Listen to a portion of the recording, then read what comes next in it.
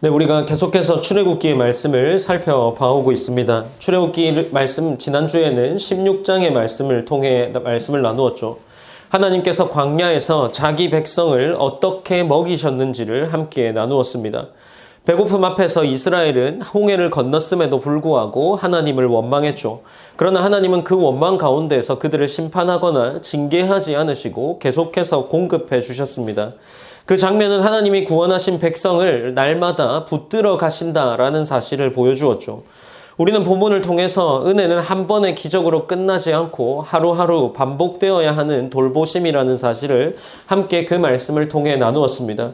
그래서 출애굽기 16장은 은혜라는 것이 끝나는 것, 한 번 단번에 끝나는 것이 아니라 계속되는 공급되어야 하는 은혜라는 사실을 함께 살펴보았습니다. 우리는 구원받은 사람들이지만 날마다 하나님의 은혜를 공급받아야만 그분의 은혜로 우리의 삶을 유지해 갈 수 있다라는 것을 함께 살펴보았죠. 우리가 이러한 말씀들을 살펴봐오면서 우리에게 또 다른 기대감이 생기게 됩니다. 우리가 만약 이 성경을 처음 읽는다면 출애굽기 16장까지 성경을 읽고 나서 다시 한번 어떤 마음을 품을 수 있습니다. 하나님이 이만큼 채워주셨다면 출애굽기에서 이제 이스라엘 백성들이 하나님을 원망하지 않을 것 같지 않을까라는 그런 기대감을 품을 수 있습니다. 이 정도 공급하셨으면 성경을 처음 알아가는 독자에게는 아마도 하나님이 먹이셨으니 이번쯤에는 원망을 덜 하지 않을까, 그들의 믿음이 단단해지고 광야의 걸음이 안정되게 걸어갈 수 있다라는 그런 믿음이 생기지 않았을까라는 기대감을 품을 수 있습니다. 그러나 성경은 우리에게 계속해서 보여주기를 그런 기대를 깨트려 주고 있죠. 출애굽기는 은혜를 한 번 경험했다고 해서 하나님을 향한 그들의 마음이 곧바로 바뀌지 않는다는 사실을 계속해 기록해 나가고 있습니다.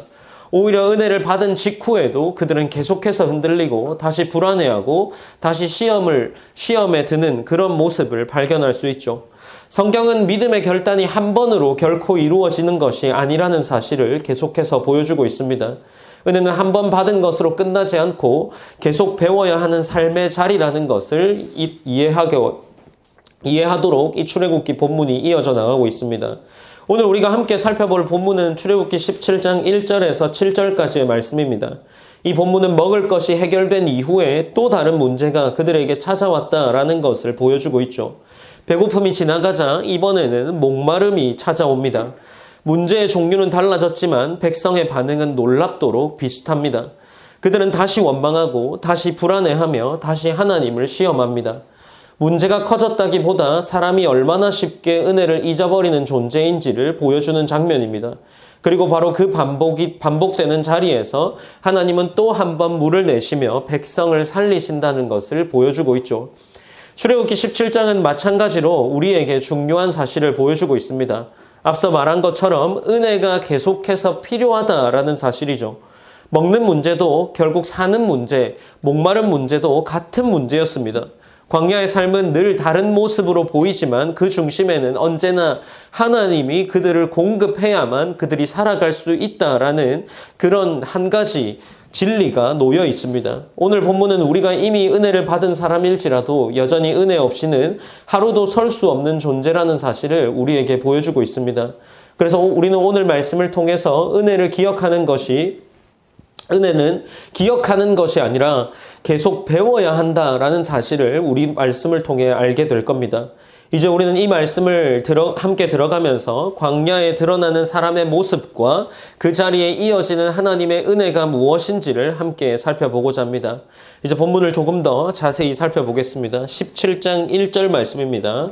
우리가 한번 한 목소리로 함께 읽어보시겠습니다. 17장 1절입니다. 읽으시겠습니다. 시작.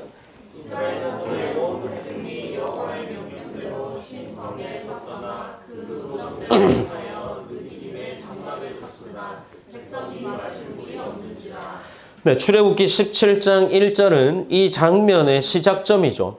이스라엘 온 회중이 여호와의 명령대로라고 기록하고 있습니다. 이 표현은 이 이스라엘의 움직임이 하나님의 인도하심 속에 있었음을 밝혀주는 거죠. 히브리어 본문에서도 이 구절은 이동의 주체가 백성이 아니라 하나님이라는 사실을 분명히 드러냅니다. 즉 그들은 길을 잘못 들어서 목마름에 처하는 것이 아니라 하나님이 이끄신 길을 따랐다라는 거죠. 이것은 이후에 벌어질 문제를 해석하는 기준이 되는 구절이 1절 말씀입니다. 이렇게 보면 이후 이스라엘에게 생기는 문제를 하나님의 주권 아래 놓인 현실로 이해할 수 있게 되죠. 그래서 이 사건은 하나님의 통제 밖에서 혹은 그들이 하나님의 은혜를 벗어나서 발생한 일이 아니라 하나님의 계획 안에서 그들의 문제가 허락된 상태에서 발생했다라는 거죠. 이스라엘이 서 있던 광야는 어떤 사막, 그런 단순한 사막의 이미지를 떠올릴 수도 있겠지만 실제로 그 사막은 생존이 위험한 지역이었죠. 생존이 어렵습니다. 시내 반도 남부 지역은 계절성 강수에 의존하는 지역이었고 일정한 수원이 확보되지 않으면 실제로 대규모 인원이 머무르는 것은 불가능한 장소였습니다. 특히 이 성경에 기록된 1절 말씀에 기록된 르비딤이라는 지역, 르비딤의 장막을 르비딤의 장막을 쳤으나라고 기록하고 있는데 이 르비딤으로 추정되는 지역은 지리적으로 또 고고학적으로 살펴보면 상시 수원이 거의 없는 곳으로 이해할 수 있는 곳입니다. 본문에서 마실 물이 없는지라라는 것은 과장이 아니라 실제적인 생존 조건에 문제가 되는 장소였다는 거죠. 수만 명이 이동하고 있었습니다. 공동체에게 물은 선택이 아니라 절대적인 필수 요소였습니다. 이 상황은 단순한 불편, 어떤 불만을 표현하는 것이 아니라 공동체 전체의 생존이 직결되는 현실이었습니다. 그러므로 본문은 감정적 위기 이전에 물리적으로 또 환경적으로 위기를 먼저 전제하고 있습니다. 문자적으로 읽을 때도 이 구절은 상징이 아니라 실제적으로 어려운 상황에 닥쳤다라는 것을 우리에게 보여주고 있는 구절이라 할 수 있는 거죠. 또 고대 근동 사회에서 이 물이라는 것을 생각해 볼 때 이 물은 권력과 생명의 상징이었습니다. 우물과 샘은 무엇이었습니까? 공동체 전체를 구성할 수 있도록 하는 중심이 되는 그런 것이었습니다. 물을 확보하는 것은 곧 능력이었고 그들을 보호하는 통치 능력이었습니다. 애굽 문명 역시 어떠했겠습니까? 나일강을 중심으로 발전한 문명이었겠죠. 그들이 애굽에 있을 때 물이 부족하다라는 것을 경험하는 일은 거의 없었을 수도 있습니다. 그러니 이스라엘에게 지금 물이 없는 광야는 어떤 환경이었겠습니까? 그들 나름의 살아가던 환경 터전이 완전히 바뀐 상태에서 문명과의 단절을 의미하기도 했겠죠. 그들은 물이 풍부하다라는 것은 물이 풍부했다는 것은 그들 광야에서 완전히 경험되지 못하는 현실이었겠죠. 물이 불확실한 광야의 삶으로 옮겨졌기에 그런 상태에서 그들의 목마름은 안정된 환경의 상실이었고 보호 체계의 붕괴를 의미하는 것일 수도 있습니다. 그래서 이 구절은 심리적인 어떤 불안을 이해하는 것을 볼 때 그들의 심리적인 불안을 충분히 이해할 수 있는 그러한 조건의 구절인 거죠. 또 하나 주목할 부분은 그들이 르비딤의 장막을 쳤다라고 기록하고 있는데 이 장막을 쳤다라는 것은 무엇이겠습니까? 그들이 잠시 머물고 지나쳐가는 곳이 아니라 일정 기간 동안 머무를 의도가 있었다라는 것으로 짐작해 볼 수 있겠죠. 즉 그들은 잠시 쉬는 것이 아니라 그 지점, 물이 없는 지점에서 정착하게 되었다라는 겁니다. 이는 이 위기의 강도를 더욱 높이는 요소인 거죠. 이동 중에 불편이 아니라 그들이 장막을 쳤다는 것은 이제 생활을 시작하겠다는 건데 그 시작점에서 생존이 안 되는 물이 없는 곳에서 장막을 쳤다는 겁니다. 그것은 곧 공동체 전체에 구조적인 위기가 발생할 것이라는 것을 의미했겠죠. 성경은 이 현실을 영적으로만 처리하지 않고 먼저 사실로 제시한 뒤에 그 이후에 하나님이 어떤 일을 하시는지 보여주려고 하고 있습니다. 이제 본문은 2절과 3절로 이어지는데 오늘 본문 2절, 3절도 한번 함께 읽어보시겠습니다. 읽으시겠습니다. 시작. 백성이 모세와 다투어 이르되 우리에게 물을 주어 마시게 하라. 모세가 그들에게 이르되 너희가 어찌하여 나와 다투느냐? 너희가 어찌하여 여호와를 시험하느냐? 거기서 백성이 목말라 물을 찾으매 그들이 모세에게 대하여 원망하여 이르되 당신이 어찌하여 우리를 애굽에서 인도해 내어서 우리와 우리 자녀와 우리 가축이 목말라 죽게 하느냐. 아멘.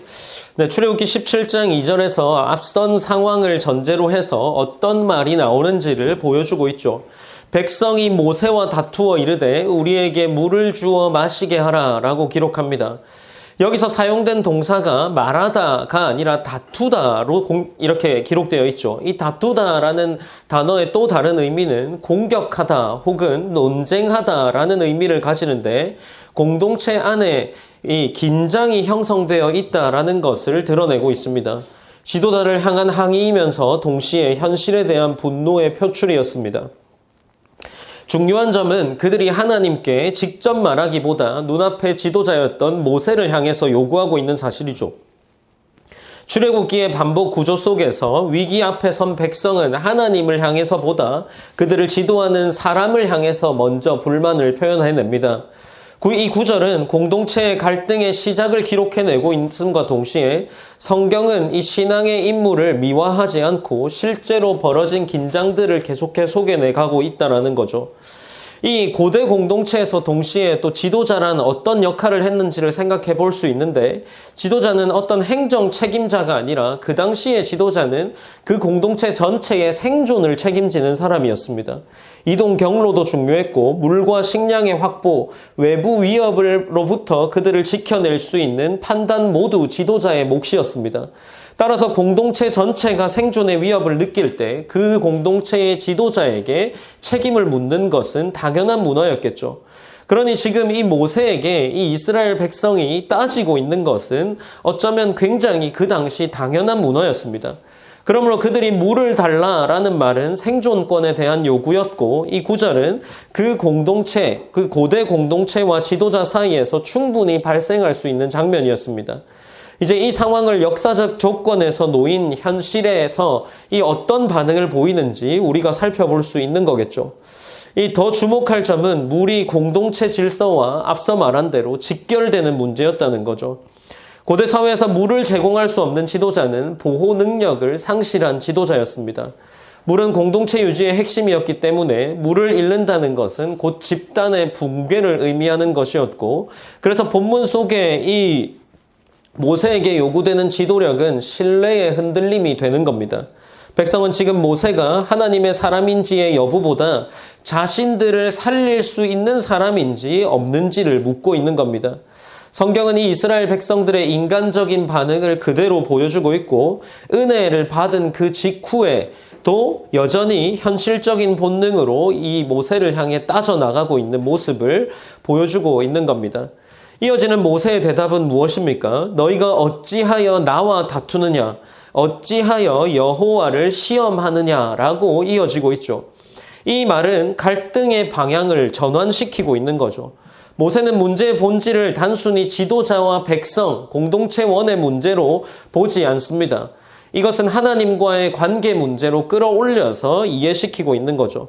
여기서 시험하다라는 단어는 시도하다 혹은 입증하다라는 단어인데 곧 모세는 이 이스라엘 백성들이 보이는 태도가 하나님의 신실함, 하나님이 변하지 않고 그들을 지키신다라는 이 사실을 의심하면서 확인하려는 태도가 너희들의 태도다라는 것으로 지적해내고 있는 거죠. 이제 본문은 3절로 이어지면서 물을 달라라는 데서 멈추지 않고 출애굽 자체를 문제 삼기를 시작합니다. 어찌하여 우리를 애굽에서 인도하여 내었느냐라고 기록해 나가고 있는데 과거의 구원을 현재의 고통의 원인으로 재해석하고 있는 겁니다. 그리고 그들은 이를 진정 죽을 위기로 받아들이고 있는 거죠. 이들 가운데에 실제적인 위기의식이 있었고 그 관점에서 볼 때 하나님의 구원을 이스라엘 백성들이 지금 실패로 간주하고 여기면서 표현해 나가고 있다라는 겁니다. 결국 이 2절과 3절에서 나타나는 것은 이 불평하는 장면은 은혜 이후에도 여전히 그들은 옛 사고방식을 가지고 있다라는 거죠. 하나님은 이 원망 때문에 구원을 거두시지 않으시고 오히려 그 자리에서 다시 공급하십니다. 이 패턴이 똑같이 그들이 만나와 메추라기를 공급받는 장면에서도 기록되어 있었죠. 그 가운데서도 여전히 하나님을 찾지 못하고 신뢰하지 못했지만 하나님이 구원을 경험시킨 다음 또 이스라엘 백성들은 물을 구하지 못하는 모세를 향해서 또 물을 공급하지 못하는 하나님을 향해서 원망하고 있는 겁니다. 지금 우리가 살펴봐온 출애굽기 본문의 순서가 어떠합니까? 그들이 10가지 재앙을 통해서 이 어린 양의 피를 문설주와 문지방에 바름으로 인해 한번 구원을 경험한 상태였죠. 그리고 나서 이스라엘 백성들이 구원을 경험하고 나서 다시 한번 홍해를 마주하게 되었습니다. 홍해를 마주하게 되었을 때 그들이 어떤 반응을 보였습니까? 또다시 모세와 하나님을 향하여서 너희가 지금 하나님이 우리를 구원한 것이 우리가 죽게 될 위기에 처하게 만든 것이 되었다라고 이야기를 했습니다. 그런데 하나님은 그들을 또 그것에서 징계하거나 심판하지 않으시고 홍해를 가르는 기적을 일으키신 후에 그들을 완전히 구원시키셨습니다. 그러고 나서 출애굽기에 기록된 것이 하나님을 향한 찬양이었죠. 그리고 나서 또다시 하나님이 시키는 곳으로 걸어가는 중에 그들은 목마름과 배고픔을 느끼게 되었다는 겁니다. 우리가 지난주에 살펴보았던 본문이 배고픔이었고 또다시 이스라엘 백성들이 보였던 반응은 무엇이었습니까? 하나님이 우리를 건져내서 말미암아 우리가 죽을 위기에 놓였다라는 겁니다. 차라리 애굽에 있을 때가 좋았다라고 표현을 했죠. 그럼에도 불구하고 하나님께서 다시 한번 그들에게 날마다 공급되는 은혜를 경험할 수 있도록 만나와 메추라기를 주셨습니다. 그리고 나서 또 얼마 지나지 않아 지금 르비딤의 장막을 치게 되었고 그들은 다시 한번 하나님을 원망하는 장면을 보이는 것이 오늘 본문이라는 겁니다. 그들은 계속해서 말로 표현할 수 없는 기적들을 경험했음에도 불구하고 하나님을 기억하지 못하는 모습을 보이고 있다라는 것을 우리가 이 본문을 떠올리면서 계속해 기억해 나가야 합니다. 이제 본문은 17장 4절에서 이렇게 기록되어 있는데 다시 한번 함께 읽어보시겠습니다. 읽으시겠습니다. 시작. 내가 여호와께 부르짖으되 내가 이 백성에게 어떻게 하리까 그들이 조금 있으면 내게 돌을 던지겠나이다. 네, 출애굽기 17장 4절은 앞선 원망과 갈등이 이제 지도자의 두려움으로 이어지는 전환점에 기록되어 있습니다. 본문은 모세가 여호와께 부르짖어 이르되 이 백성이 어떻게 하리까? 라고 기록하고 있습니다. 그리고 동시에 그들이 조금 있으면 내게 돌을 던지겠다라고 기록을 하죠. 여기서 모세의 기도는 실제적인 위협에 대한 반응입니다. 광야 공동체에서 돌을 든다는 것은 당시 문화에서도 집단적인 폭력을 암시하는 그런 언어였겠죠. 모세의 이 말은 불만을 넘어서 공동체가 지도자를 향해 물리적 위협을 가할 수 있는 긴장 상태에 이르렀음을 보여주고 있습니다. 이 장면은 출애굽기에서 중요한 구조적 역할을 합니다. 이전까지 백성의 원망은 말의 수준에 머물렀다면 공동체의 질서가 실제로 무너질 수 있는 위기가 닥쳐왔음을 보여주고 있죠. 어쩌면 이것은 정치적, 사회적 불안의 순간이며 동시에 신학적으로는 인간이 문제를 해결할 수 있는 능력이 바닥났다는 것을 드러내는 구절입니다. 모세는 이 상황에서 이스라엘 백성을 향해 어떤 설득이나 전략을 세우지는 않습니다. 곧바로 하나님께 부르짖는 모습을 보여주죠. 이는 지도자의 역할이 문제 앞에서 어떤 태도를 취해야 하는지를 보여주고 있는 거죠. 문제 해결자가 아니라 하나님의 뜻을 구하는 자가 이스라엘 백성의 지도자였음을 보여주고 있는 겁니다. 또 하나 주목할 점은 이 모세의 부르짖음이 백성을 향한 분노가 아니었다라는 겁니다. 모세의 부르짖음은 백성을 향한 분노가 아닌 하나님을 향한 간구로 이어지고 있는 사실이죠. 그는 백성을 꾸짖기보다 먼저 하나님께 방향을 묻습니다. 이는 출애굽기의 지도자상이 하나님의 말씀을 받아 공동체를 이끄는 지도자였음을 우리에게 계속해 보여주고 있는 장면이죠. 광야는 물과 식량이 제한된 환경이었고 지도자의 판단 하나가 공동체 전체의 생존과 직결되는 자리였습니다. 그렇기에 답이 없는 순간 모세는 어떤 인간적인 전략을 세우기보다 하나님의 응답을 먼저 구하고 있는 거죠. 이 지점에서 본문은 인간의 한계와 하나님의 주도권이 분명하게 대비되고 있습니다. 결국 이 17장 4절의 문제는 물이 없음이 아니라 누가 이 공동체를 실제로 이끌고 있는가라는 질문으로 이동하는 장면인 겁니다. 백성은 모세를 향해 돌을 들 수 있었지만 모세는 하나님을 향해 손을 들고 기도를 하는 겁니다. 구원 이후의 여정에서 공동체가 유지되는 힘은 지도자의 능력이 아니라 사람의 결단이 아니라 하나님께 부르짖는 자리에서 시작된다라는 사실을 보여주고 있는 거죠. 그래서 이 구절은 위기가 깊어질수록 하나님의 어떤 반응을 보이는지 하나님의 음성이 필요해지는 순간이다라는 것을 보여주는 본문이다라고 할 수 있습니다. 우리는 이 지점에서 또 한번 우리의 신앙을 돌아볼 수 있지 않을까 싶습니다. 우리는 문제 앞에서 쉽게 사람을 향해 목소리를 높이지만 정작 하나님께 먼저 묻는 자리는 자주 놓치지 않나 돌아보아야 합니다. 공동체의 갈등이 깊어질수록 누군가를 탓하고 책임을 전가하는 말은 커질 수 있겠지만 하나님께 이 방향을 구하는 기도는 작아지기 쉽습니다. 그러나 오늘 이 17장 4절에서 보여주는 이 모세의 반응은 위기가 클수록 이 공동체 전체를 살리는 방법은 우리 나름대로의 전략이 아닌 하나님을 향한 구원, 하나님을 향한 기도와 또 하나님을 향한 부르짖음이어야 한다는 사실을 보여주고 있는 거죠.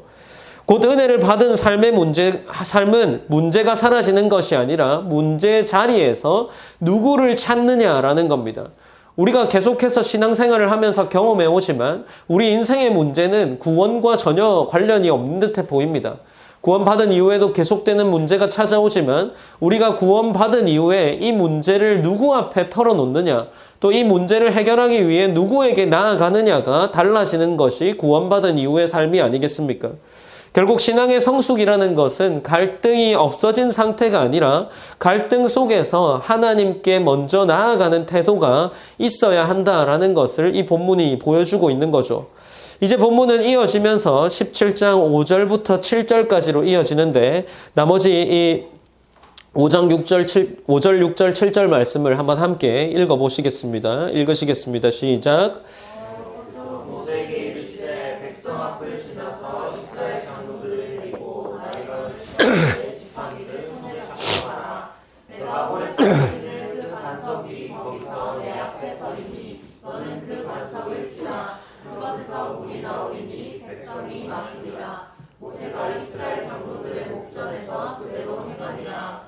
그가 그곳 이름을 마사 또는 무리바라 불렀으니 이는 이스라엘 자손이 다투었으니요 또는 그들이 여호와를 시험하여 이르기를 여호와께서 우리 중에 계신가 안 계신가 하였음이더라. 아멘. 네, 5절부터 7절까지는 이 원망과 부르짖음 이후에 하나님이 어떻게 응답하시는지를 보여주는 결론부에 해당한다라고 할 수 있죠. 이 단락은 기적이 일어났다는 사실을 기록하는 것이 아니라 하나님의 구원이 어떤 방식으로 공동체 가운데 드러나는지를 매우 구체적으로 보여주고 있습니다. 본문은 하나님의 명령, 모세의 순종, 그리고 공동체 전체가 목격하는 사건이라는 구조를 가지고 있죠. 은혜가 어떻게 실제 현실 속에서 경험되는지를 드러내고 있습니다. 여기서 중요한 것은 기적의 크기가 아니라 그 기적이 어떤 자리에서 일어났는지를 보여주고 있다라는 점이죠. 5절에서 하나님은 모세에게 백성 앞을 지나가라 라고 명령하고 있습니다. 이 백성 앞을 지나간다라는 것은 어떤 상징적 의미를 담고 있다라고 할 수 있는데 이 고대 사회 가운데에서 백성 앞을 지난다는 것은 백성을 책임지고 앞장선다라는 의미를 가지고 있습니다. 하나님은 모세를 통해 이 사건이 개인적 체험이 아니라 공동체 전체가 함께 보아야 할 사건이다라는 것을 강조하고 있는 거죠. 또한 하나님은 이 모세와 함께 장로들을 데리고 가라라고 하시는데 이는 이 일이 개인의 경험이 아니라 공개적인 사건으로 드러나야 한다는 것을 보여주고 있는 겁니다. 하나님의 구원은 은밀한 체험이 아니라 이 공동체 전체에게 일어나는 사건이라는 것을 이해할 수 있도록 보여주고 있는 거죠. 공동체가 확인해야 할 하나님의 행위임을 본문은 보여줍니다. 이어지는 말씀에서 이제 모세를 향하여서 내 손에 지팡이를 잡으라라고 명령하십니다. 이 지팡이는 무엇입니까? 출애굽 전체에서 하나님의 권능이 나타나는 어떤 상징적인 도구였습니다. 애굽에서 재앙이 일어날 때, 홍해가 갈라질 때 사용되었던 것이 이 지팡이였습니다. 이것은 모세가 하나님이 과거에 행하신 은혜가 지금도 계속해서 이어지고 있다는 것을 상기시키는 어떤 장치로서의 장치가 되는 것이 지팡이라 할 수도 있겠죠. 하나님은 모세에게 새로운 도구를 주지 않으셨습니다.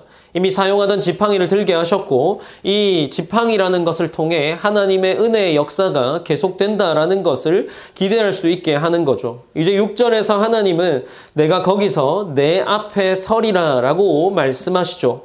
이 표현은 중요합니다. 하나님은 문제 현장에 직접 서 계시는 분으로 묘사되기 때문이죠. 선다라는 이 표현은 재판이나 개입 혹은 주권적인 선언을 의미하기도 하는 단어입니다. 하나님은 백성의 목마름을 외면하지 않으셨고 그 문제 한가운데서 서 계셨습니다. 그리고 자신을 위치시키신 후에 모세에게 반석을 치라라고 명령을 하시죠. 여기서 반석은 광야 지형에서 생명을 유지하기 어려운 딱딱하고 건조한 환경을 의미하는 것으로 볼 수도 있을 겁니다. 그 반석에서 물이 터져 나온다는 것은 어떤 의미이겠습니까? 인간의 가능성이 막힌 자리에서 생명이 시작된다는 것을 보여주는 어떤 은혜의 장면이 될 수 있겠죠. 이어지는 장면에서 모세가 반석을 치자 물이 흘러나오고 백성이 마시게 됩니다.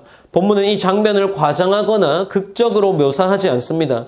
그저 담담하게 기록함으로써 하나님의 기적이 아주 특별한 사건이 아니라 광야에서 이스라엘 백성 공동체의 삶을 유지시키는 실제적 공급이었음을 보여주고 있는 거죠.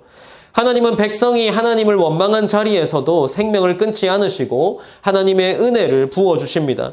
그러니 이것은 무엇을 우리에게 보여주고 있는 거겠습니까? 마찬가지로 하나님의 은혜가 어떤 사람이 보이는 태도에 중단되지 않는다라는 것을 보여주는 거죠. 하나님은 원망을 들으셨지만 동시에 물을 주셨습니다. 이제 7절에서 모세는 그곳의 이름을 마사, 무리바라고 부르는데 장소의 이름은 사건의 의미를 담는 그런 신학적인 기록으로 생각해 볼 수 있습니다. 마사는 시험함이고 무리바는 다툼이라는 의미를 가지고 있습니다. 이는 이 장소가 단순히 물을 얻는 곳이 아니라 하나님을 시험하고 다투었던 그런 기억이 있는 자리라는 것을 의미하게 되는 거죠.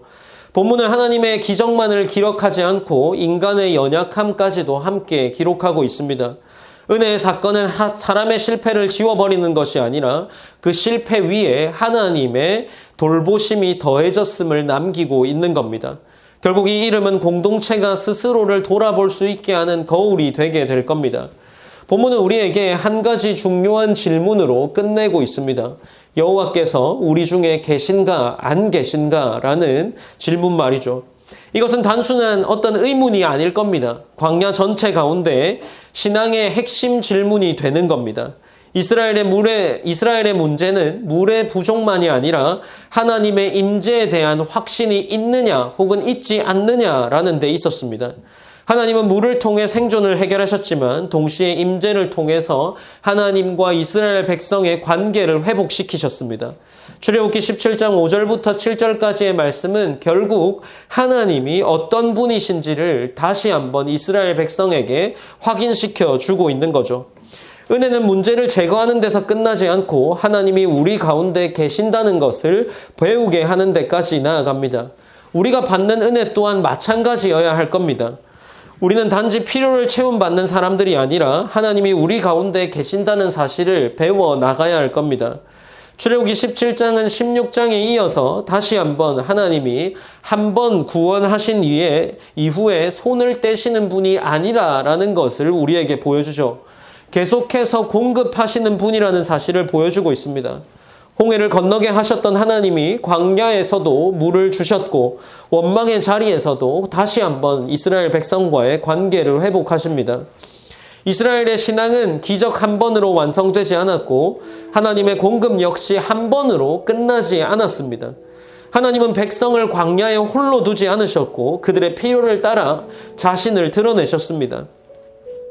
그래서 신앙은 한 사건을 기억하는 것이 아니라 우리 삶 속에서 매일 반복되는 하나님의 은혜를 경험해야 하는 삶이라는 겁니다. 우리의 삶도 특별하게 다르지 않을 겁니다. 우리는 이미 많은 은혜를 받았을 겁니다. 우리의 삶을 돌아볼 때 하나님이 우리의 삶을 이끌고 가셨다라는 것을 그 나름대로 각자가 한 경험이 있을 겁니다. 그러나 여전히 우리는 매일 새로운 부족함을 또 새로운 결핍을 만나게 될 겁니다. 그것이 외적인 문제일 수도 있고 우리 내적인 마음과 신앙의 문제일 수도 있을 겁니다. 그러나 우리가 그때마다 하나님의 은혜를 경험해야 하겠죠. 그 자리에서 다시 먹이시고 다시 우리를 채우시고 목마름을 해결시켜주는 그 하나님을 경험해야 할 겁니다. 우리는 우리의 과거만 붙들고 계신 그런 하나님을 믿고 있지 않아야 합니다. 오늘의 필요에도 응답하시고, 그래서 신앙은 과거의 간증만 붙드는 것이 아니라 오늘도 하나님이 우리를 위해 일하고 계신다는 것을 경험하는 신앙이어야 한다는 거죠. 오늘도 하나님이 일하고 계심을 배우는 것이 우리 오늘을 맞이하는 신앙이어야 합니다. 그래서 우리가 오늘 본문 마지막 부분에 있는 여호와가 우리 중에 계신가 안 계신가라는 이 질문에 날마다 계신다라는 것을 믿음으로 고백할 수 있어야 하는 겁니다. 우리가 만약 안 계시는 것 같다라고 고백한다면 우리의 신앙을 철저하게 다시금 점검해 보아야 할 겁니다. 그러므로 사랑하는 성도 여러분, 우리의 신앙은 이미 받은 은혜에 머무르는 것이 아니라 계속해서 주어지는 은혜를 경험하는 삶이어야만 합니다. 하나님은 우리를 한 번 살리고 멀어지는 분이 아니십니다. 날마다 함께 계시고 각자의 필요와 각자의 문제들을 해결시키고 공급하시는 분이 우리의 하나님이심을 믿어야 합니다. 광야의 반석에서 물이 흘러나왔던 것처럼 우리의 메마른 자리에서도 하나님의 공급은 멈추지 않으실 겁니다. 결국 이 본문이 우리에게 남기는 질문은 단순합니다. 여러분의 삶 가운데 여호와께서 계십니까? 혹은 계시지 않으십니까? 이 질문은 의심의 말이 아니라 계신다는 확신의 고백이 될 수 있도록 하는 질문이어야 할 겁니다. 우리가 오늘도 함께 말씀을 붙잡고 기도할 때 함께 기도했으면 하는 것은, 하나님, 우리가 가지고 있는 이 신앙, 믿음, 어쩌면 남들이 보기에 아무런 가치가 없는 믿음일 수도 있겠지만 우리 개인의 신앙 가운데 이 믿음이 우리의 삶을 이끌고 나가고 이 믿음이 우리의 삶의 부족함과 필요를 채우고 공급하시는 하나님을 향한 믿음이라는 사실이 우리 가운데 선명하게 새겨질 수 있도록 인도하여 달라고 기도했으면 좋겠습니다. 그것이 우리의 하루하루의 삶 가운데, 우리의 일상의 삶 가운데 하나님께서 채우시는 은혜를 한 주간의 삶을 살아낼 때 충만하게 풍성하게 경험할 수 있는 하나님, 그러한 하나님이 우리의 하나님이 될 수 있도록 인도하여 달라고 우리가 그렇게 은혜를 위해서 기도하시며 나아갔으면 좋겠습니다. 기도하시겠습니다.